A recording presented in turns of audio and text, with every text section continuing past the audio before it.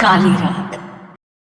ये कहानी शुरू होती है एक पुरानी हवेली से जिसे जाना जाता है डरावनी रातों से। यकीन मानो, जब ये कहानी मेरे सामने आई तो मैं भी डर गया। आज भी दुनिया में ऐसे रहस्य छुपे हैं जिसे सुलझाना नामुमकिन है।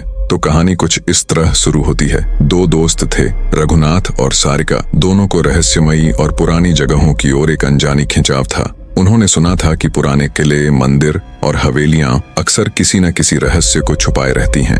एक दिन उनकी जिज्ञासा उन्हें उस प्राचीन हवेली तक ले आई जिसके बारे में गांव में तरह तरह की बातें कही जाती थीं। इस हवेली का नाम लेते ही गांव वालों की आवाज में डर साफ झलकता था। कहा जाता था कि रात के अंधेरे में इस हवेली में कुछ ऐसी घटनाएं होती हैं जिन्हें कोई भी तर्क समझ नहीं पाता। रघुनाथ और सारिका ने इस डर को महज अफवाह समझा और उस हवेली में रात बिताने का निश्चय कर लिया। जैसे ही सूरज ढला और रात का सन्नाटा हवेली पर छा गया, हवेली का हर कोना एक अलग ही कहानी सुनाने लगा। अंदर दाखिल होते ही उन्हें एक अजीब सी ठंडक महसूस हुई जो उनके रोंगटे खड़े कर देने के लिए काफी थी। हवेली के विशाल दरवाजे और खिड़कियां किसी अनजान ताकत के वश में लग रहे थे। जैसे ही आधी रात का समय हुआ, हवेली के भीतर अजीब सी आवाजें गूंजने लगीं। दीवारों पर टंगी पुरानी तस्वीरें अचानक हिलने लगीं और एक तस्वीर के नीचे से एक चमकता हुआ चेहरा उभरने लगा, मानो वह उन्हें घूर रहा हो। रघुनाथ और सारिका ने पास जाकर देखा तो पाया कि वह चेहरा धीरे धीरे और साफ हो रहा था। जैसे जैसे वे उस चेहरे के करीब आए, उन्हें महसूस हुआ कि वे अकेले नहीं हैं। हवेली के हर कोने में कोई अदृश्य शक्ति सक्रिय हो रही थी।